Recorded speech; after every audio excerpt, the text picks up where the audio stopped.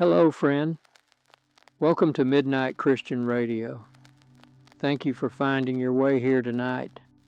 I know it's late. I know you're tired. And I'm guessing there's something weighing on your mind. Something you don't talk about much. Something that visits you in these quiet hours when there's nowhere left to hide from it. The strange loneliness of being the only one left. The only one from your generation still breathing. Still here. It's still remembering a world that everyone else who lived through has forgotten. Oh, we're going to talk about that. My name doesn't matter. What matters is that I'm 82 years old. And last month, I went to my 7th funeral in 3 years. 7 people I grew up with. 7 people I went to school with. 7 people who knew me when I was young and stupid and full of dreams, all gone now. And I'm still here, sitting in this chair, breathing in and out, watching the clock tick past 3 in the morning, wondering why I'm the one who gets to stay when so many better people have already left. If you're awake tonight, because everyone you knew is gone, if you're the last one standing from your graduating class, your military unit, your old neighborhood, your circle of friends, if you look around and realize there's nobody left who remembers the world you grew up in, then you're in the right place. I understand that weight. That particular kind of loneliness, that feeling of being a ghost in your own life, still here but belonging to a time that doesn't exist anymore, surrounded by people but known by none of them, not really known, not the way the people who are gone knew you. It's strange, it's heavy, and nobody talks about it. Because how do you explain to someone who hasn't lived it? How do you describe the loneliness of being the last witness, the last person who remembers? You can't. So you don't. You just carry it alone, in the dark, in rooms like this, at hours like this, when everyone else is sleeping and you're awake with your memories and your grief and your confusion about why you're still here. There's a lamp on my desk, same one as always, brass base, green glass shade. It's been burning all night. Will keep burning until morning comes. I bought this lamp in 1963, 60 years ago. Most of the people who were alive when I bought this lamp are dead now. My wife, my parents, my siblings, my friends from high school, my buddies from the war, my colleagues from work, my neighbors from the old neighborhood, all gone. And the lamp is still here, still working, still doing what it was made to do. And I'm still here too, outlasting people I never thought I'd outlast, watching people younger than me, healthier than me, better than me, die while I keep waking up every morning, and I don't understand it. Don't understand why I'm the one who gets to stay. Don't understand what I'm supposed to do with all this extra time. Don't understand the purpose of being the last one left. But here I am, still breathing, still remembering, still carrying all these stories about people nobody else remembers. Last month's funeral was for Eddie Patterson. We grew up 3 houses apart, played baseball in the street together when we were 8 years old, went to the same high school, dated sisters for a while in our 20s, both served in Korea, though in different units. We weren't best friends. Not the kind who called each other every week or saw each other all the time. But we were connected, part of the same fabric, part of the same generation, part of the same world. We understood each other without having to explain, understood what it was like to grow up in the Depression, to fight in a war, to come home and build lives out of nothing, to raise families, to watch the world change in ways we never imagined. We had that shared context, that shared history, and now he's gone. Heart attack, quick. One day he was here, the next day he wasn't. I went to the funeral, sat in the back. There weren't many people there, maybe 30. Most of them were his children and grandchildren, a few neighbors, a couple of people from his church, but nobody from our generation. Nobody who knew him when he was young. Nobody who remembered him playing baseball in the street, or trying to impress girls at the soda fountain, or shipping out to Korea scared out of his mind, but trying to act brave. Just me. I was the only one left who remembered that Eddie, the young Eddie, the Eddie before marriages and jobs and grandchildren and retirement and old age. And when the pastor asked if anyone wanted to share memories, I almost stood up, almost told them about the time Eddie hit a baseball through Mrs. Henderson's window and we all ran like hell. Almost told them about the night before he shipped out when we got drunk together and cried and promised we'd both make it home. Almost told him about the Eddie I knew, the real Eddie. But I didn't. I stayed in my seat. Because how do you explain those memories to people who weren't there? How do you make them understand who Eddie was before he became their father, their grandfather, their neighbor? You can't. So I sat there in silence, and the only person in that room who knew the whole Eddie. And when it was over, I walked out to my car and sat there for 20 minutes, just sat there, thinking about how Eddie was gone, and how I was still here, and how there's nobody left now who shares those memories with me. They're mine alone. And when I die, they die with me. Eddie's whole young life, gone, like it never existed. Because if nobody remembers, did it really happen? That's what keeps me up at night.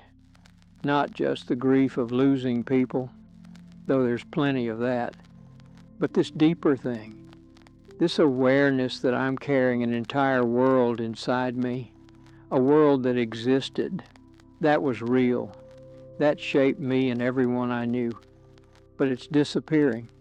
Every time someone from my generation dies, a piece of that world disappears, and when I die, the rest of it goes with me. The depression, the war, the way things used to be, the values we had, the struggles we faced, the hopes we carried, all of it. It's now gone, because the younger generations don't know, can't know, weren't there. They have books and documentaries and history classes, but they don't have the lived experience. They don't know what it actually felt like to be hungry, really hungry, for months at a time. To watch your father lose everything and have to start over with nothing. To be 19 years old in a foreign country watching your friends die. To come home and just be expected to move on like nothing happened. To build a life in a world that was still putting itself back together. They don't know, can't know. And I'm one of the last people left who does know. And soon I'll be gone too. And all of it will just be history. Distant, abstract, disconnected from the real people who lived it. That weighs on me. More than I can explain. I started making a list a few years ago. People I grew up with, people from my generation, people who shared my world. I wanted to see how many were left. It was a mistake. Oh, I shouldn't have made the list. But I did. Started with my high school graduating class, 68 students. I went through the names one by one, trying to remember what happened to each person. 23 of them I knew for certain were dead. I'd been to their funerals or heard about their deaths. 31 of them I'd lost track of years ago. Could be dead. Could be alive somewhere, no way to know. And 14, including me, I knew were still alive as of a few years ago. 14 out of 68. But here's the thing. That list was from 3 years ago. Since then, 7 more from that group of 14 have died. So now it's 7.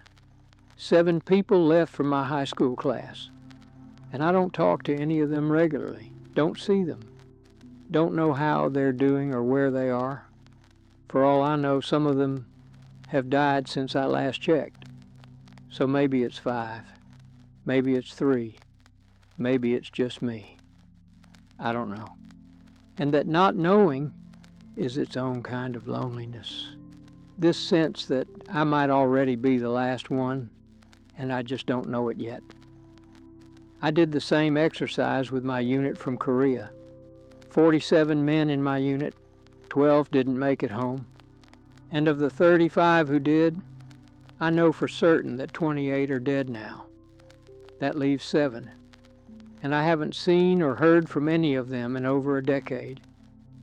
So again, maybe it's fewer. Maybe I'm the only one left from my unit too. I don't know. And I can't decide if I want to know. Part of me wants to track them all down, find out who's still alive. Maybe reconnect, share memories, not be alone in this. But another part of me doesn't want to know. Doesn't want to confirm that I'm the last one. Doesn't want to face that reality. So I stay in this limbo, not knowing, not seeking, just existing with the possibility that somewhere out there, maybe someone else from my past is still alive too. It's easier than knowing for certain that I'm alone. My wife used to say I dwelled too much on the past. She'd say, "You can't live in yesterday. You have to live in today." And she was right. I know she was right. But it's hard not to dwell on the past when the past is all you have left. When everyone who shared your present is gone. When the world you're living in now feels foreign and disconnected. When you look around and nothing makes sense anymore. The way people talk, the way they think, the values they have, the things they care about, it's all different. And I'm not saying it's worse. I'm not one of those old people who thinks everything was better back in my day. Some things were better. A lot of things were worse. But it was my world. I understood it. I knew the rules, knew how to navigate it, knew my place in it. And now I don't. Now I'm just this relic, this leftover from another time, still here but not really belonging. My grandchildren are kind to me. Visit when they can. Call on birthdays and holidays. But we don't connect. Not really. We don't understand each other. I tell them stories about the past, and I can see their eyes glaze over.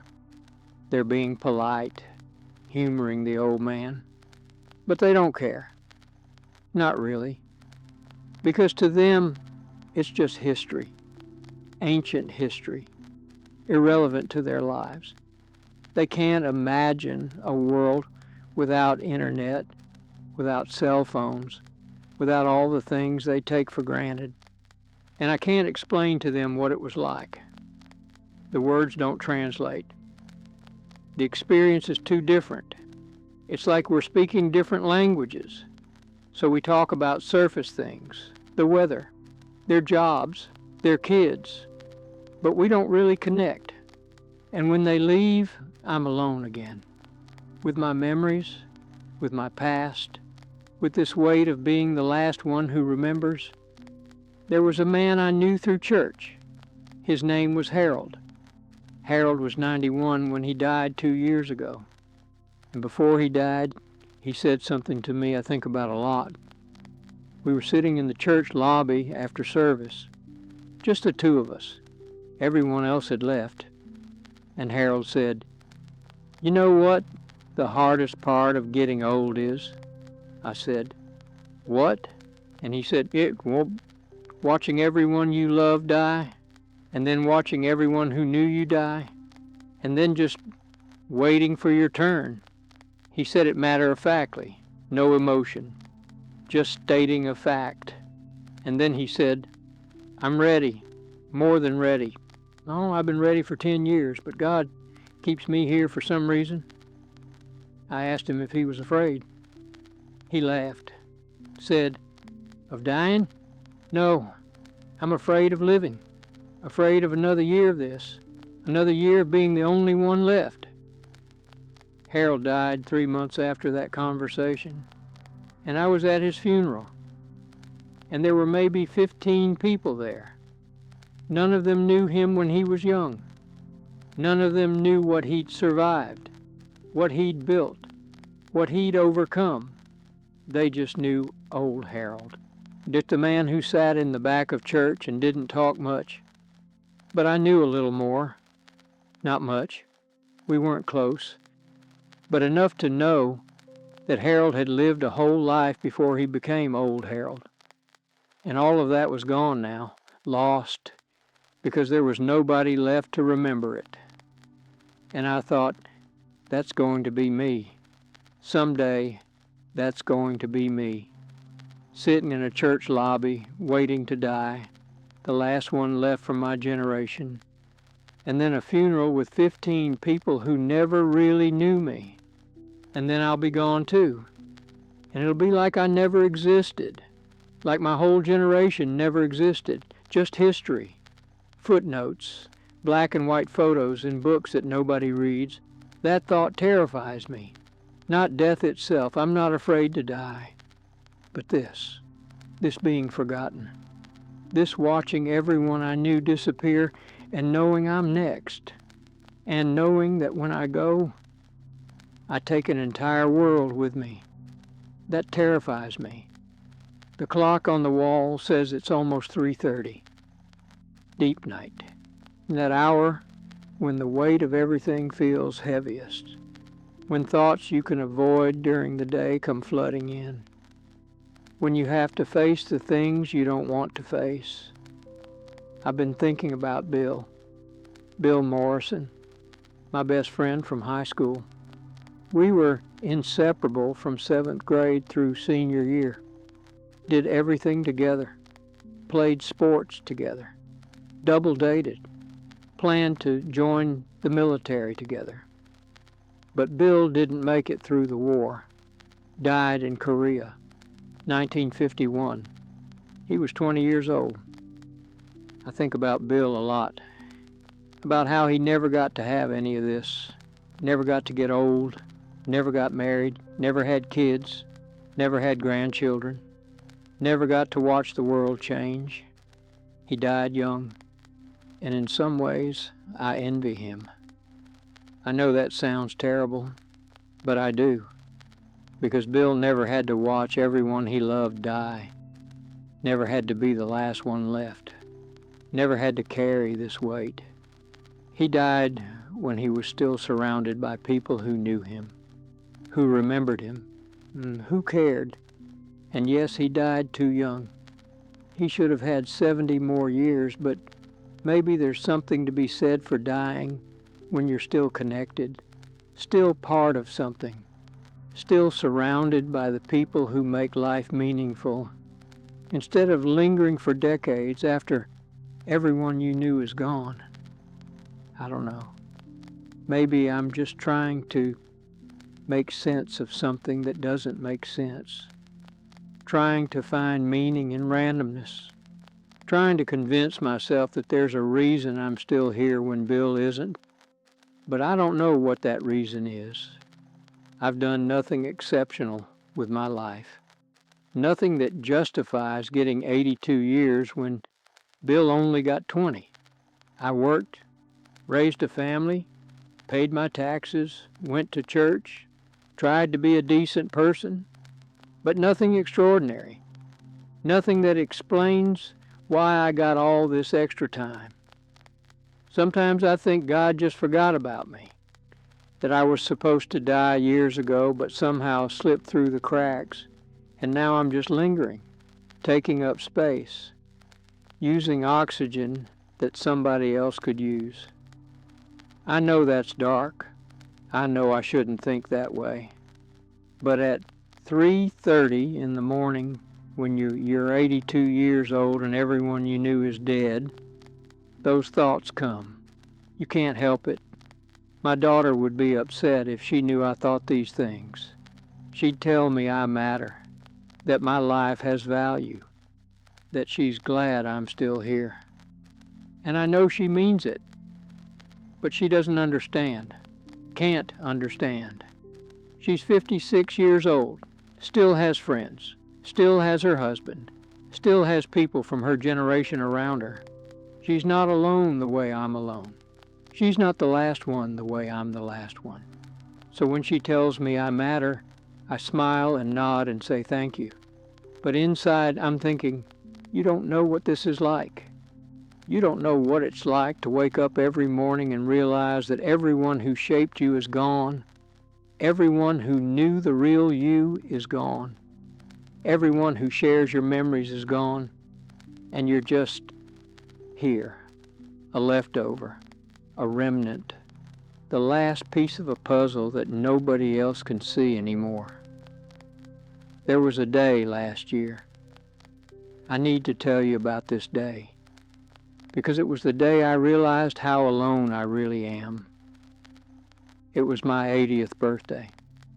My daughter threw me a party. Nice party. Well, she's good at that kind of thing. Maybe 40 people came. Family mostly.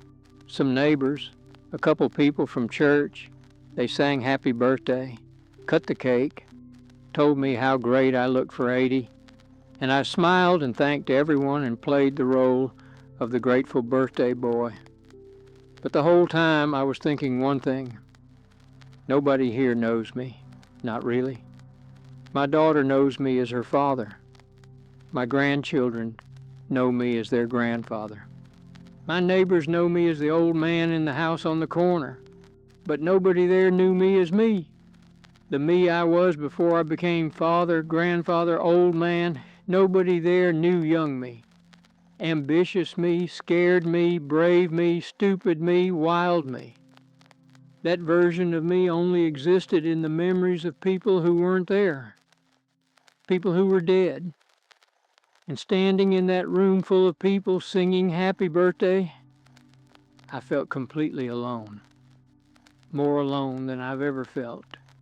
Because I realized that nobody in that room had any idea who I really was, or who I had been. They only knew this version, this old version, this leftover version. And when this version dies, they'll mourn. But they won't mourn the whole me, just the piece they knew. The rest of me died with Bill, with Eddie, with Harold, with my wife, with all the people who are already gone. The real me is already dead. I'm just the echo, still making noise, but empty of substance. I left my own birthday party early, told my daughter I was tired, which was true. But really, I just couldn't stand being in that room anymore, couldn't stand the loneliness of being surrounded by people who didn't know me. So I came home to this empty house, and I sat in this chair, and I cried. Not because I was sad exactly, but because I finally understood something I'd been avoiding. I'm already gone. The me that mattered is already dead. I'm just the body that hasn't stopped moving yet, still breathing, still eating, still going through the motions. But the part that made me me, the part that was connected to other people, the part that belonged somewhere, that's gone, died with everyone else, and I'm just waiting for the rest of me to catch up. That's a hard thing to accept, a hard thing to live with. But it's true, and maybe saying it out loud makes it real in a way it wasn't before. But it's what I feel, what I know, in my bones. I'm the last one left. And being the last one left means you're already gone in all the ways that matter. You're just too stubborn or too unlucky to stop breathing yet. The lamp flickers, just for a second, then steadies.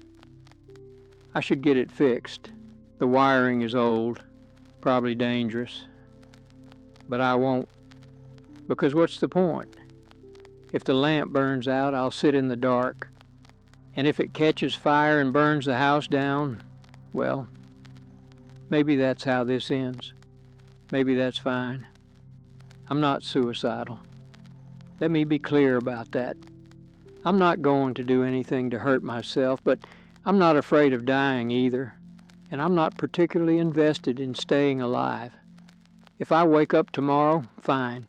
If I don't, also fine. Maybe better than fine. Because then I'd be with everyone else. Everyone I've lost. Everyone who knows me. Everyone who makes me feel less alone. I don't know what happens after death. Nobody does. We have beliefs, hopes, faith, but we don't know. Maybe there's nothing. Maybe it's just darkness. Maybe we just stop existing. And if that's true, then at least the loneliness stops too. At least the weight of being the last one lifts. At least I stop having to carry all these memories alone. That would be a relief. Or maybe there is something. Maybe there's heaven. Maybe I'll see everyone again. Maybe Bill is there, still 20 years old, waiting for me to show up so we can finally catch up.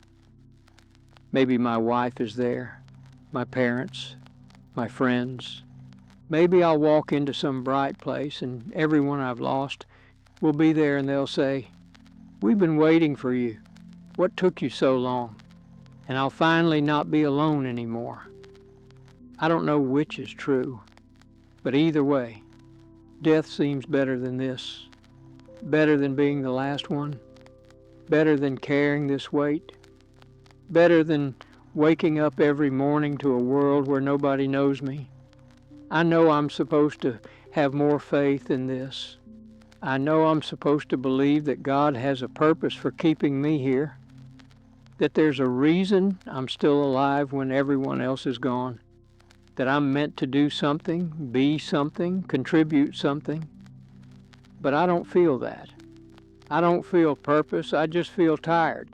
So tired. Tired of being the last one. Tired of going to funerals. Tired of carrying memories alone. Tired of waking up in a world that doesn't make sense anymore. Just tired and ready to rest. But I'm still here. Still breathing. Still watching the clock tick toward morning. Still existing in this strange in-between where I'm alive but not really living. Here but not really belonging. Present but disconnected, the last one left. And I don't know what I'm supposed to do with that. Don't know how to carry this. Don't know how to find meaning in it. Don't know how to make peace with it. I just know it's heavy. And I'm carrying it alone in the dark at 3:30 in the morning, like I do every night. There's a bird starting to sing outside. Just one. Always the same one. I don't know what kind. But every morning around this time it starts. One bird, testing its voice in the dark. And I think you too are awake when everyone else is sleeping. You too are the only one. Maybe that bird is the last of its kind. Maybe it's calling out for others who used to answer. Maybe it's alone like I'm alone. Or maybe it's just doing what birds do. Singing because that's what it was made for. Even if nobody's listening. Even if nobody's there. Even if it's the only one left. It still sings. And maybe that's what I'm supposed to do. Keep going. Keep existing. Keep being here. Not because it means anything. Not because it serves a purpose. Just because that's what I was made to do. Keep breathing. Keep remembering. Keep carrying these stories. Even if nobody wants to hear them. Even if nobody's left to share them with. Even if they die with me, keep carrying them, because that's what the last one does. You carry what's left. You hold what nobody else can hold anymore. You remember what nobody else remembers, not because it changes anything, not because it matters in any grand sense, but because someone has to, and it's you. You're the last one, so you carry it, until you can't anymore, and then you let it go, and it's gone forever, and maybe that's okay. Maybe that's how it's supposed to be. Generations rise and fall, people come and go, memories fade, worlds disappear, and the ones who are left carry what they can for as long as they can. And then they let it go too, and something new rises, something different, something the old generation won't understand and won't recognize and won't belong to. And that's okay. That's how it works. That's the pattern. I'm just in the hard part right now, the part where I'm the last one, the part where I'm carrying it alone, the part where it's heavy and I'm tired and I don't know how much longer I can do this. But I'm doing it, one day at a time, one breath at a time, one memory at a time, carrying what's left, being the last one, until I'm not. The window's getting lighter, not bright yet, but lighter, that gray light that comes before dawn. When night is still here but morning is coming, the in-between time, like me, still here but on my way out, still present but already fading, still carrying this weight, but not for much longer. Soon I'll be gone too, and someone else will be the last one, carrying their own weight, wondering why they're still here, sitting in the dark at 3:30 in the morning, listening to that one bird sing, and the cycle continues until there's nobody left to remember any of it, and then it's really gone, and maybe that's okay. Maybe that's how it's meant to be. But for now, I'm here, the last one, carrying what's left, remembering what nobody else remembers, being the keeper of a world that doesn't exist anymore, and it's heavy. But I'm carrying it, because that's what you do when you're the last one left. You carry it until you can't, and then you let it go, and you go too, and someone else becomes the last one, and they carry what's left of their world until they can't either, and on it goes, forever. This passing of the weight from one generation to the next, this loneliness of being the last one, this honor and burden of being the keeper, it's what we do, it's what we've always done, it's what will always be done. As long as people live and die, as long as time moves forward, as long as generations rise and fall, there will always be a last one, carrying the weight, alone, in the dark, wondering why. And that's me, right now. That's my role, my burden, my honor, to be the last one, to carry what's left, to remember what nobody else remembers, until I can't anymore. And then I'll let it go, and I'll go too, and it will be someone else's turn, and the weight will be theirs, and they'll understand what I understand now, what Harold understood, what every last one eventually understands. That being the last one left is the loneliest thing there is, but also the most important, because someone has to carry it. Someone has to remember. Someone has to be the keeper until there's nobody left to keep, and then it's really over. And maybe that's when the world truly moves on, when the last keeper is gone, when the last memory fades, when the last one finally lets go.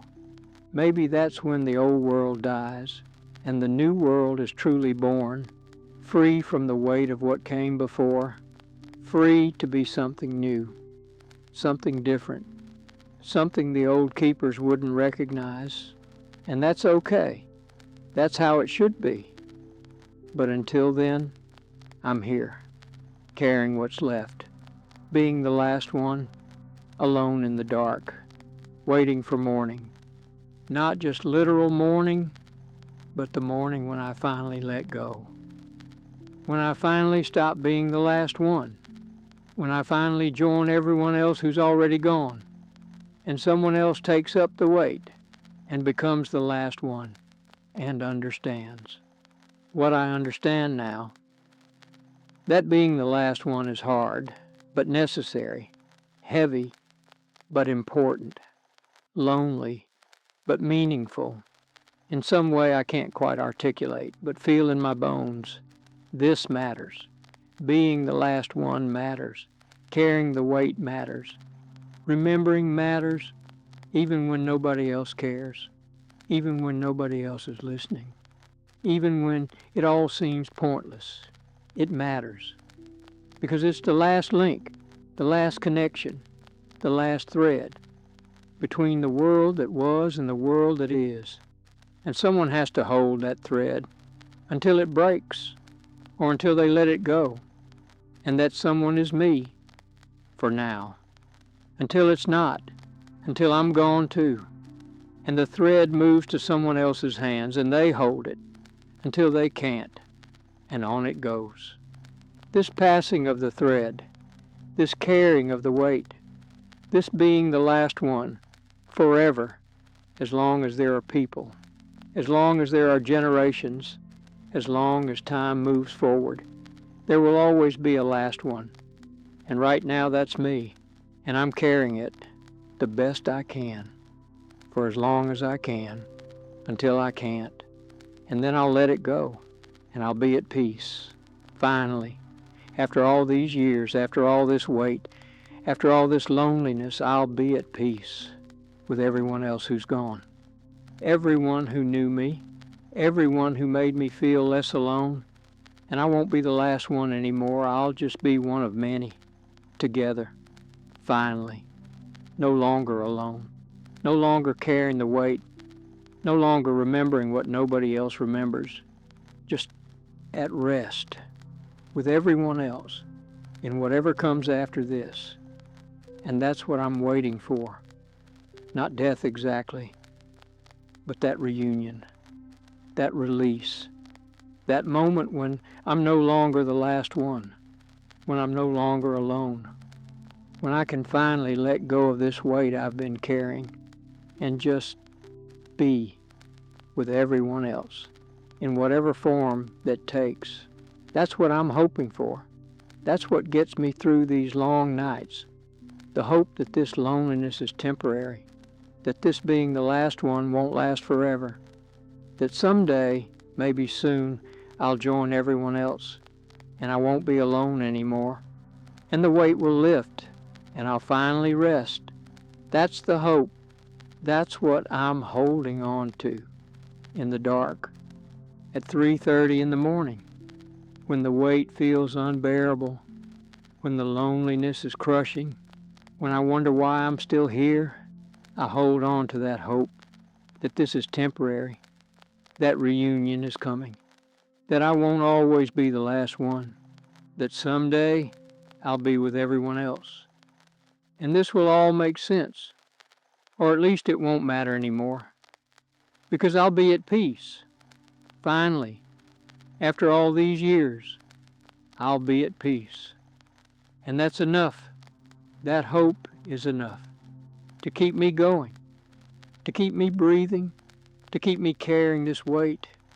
One more day, one more night, one more moment, until I don't have to anymore, until I can let it go, until I can join everyone else, until I'm no longer the last one, and someone else takes up the thread and carries the weight and feels what I feel now and understands what it means to be the last one left. The lamp is still burning. The bird is still singing. The window is getting lighter, and I'm still here, still breathing, still carrying the weight, still being the last one, for now, until I'm not, until morning comes. Not just literal morning, but the morning when this long night finally ends. When I finally let go, when I finally rest. That morning is coming. I can feel it. Not today, maybe not tomorrow, but soon.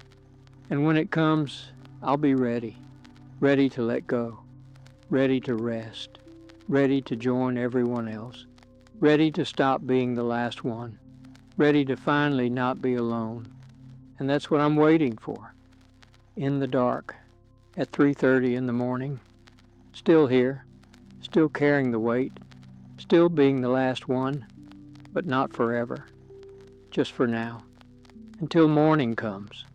And it will come. Morning always comes.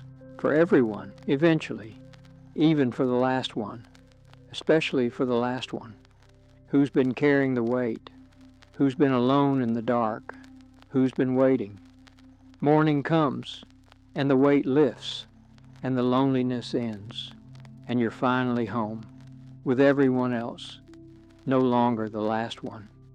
Just one of many, together, at peace, finally.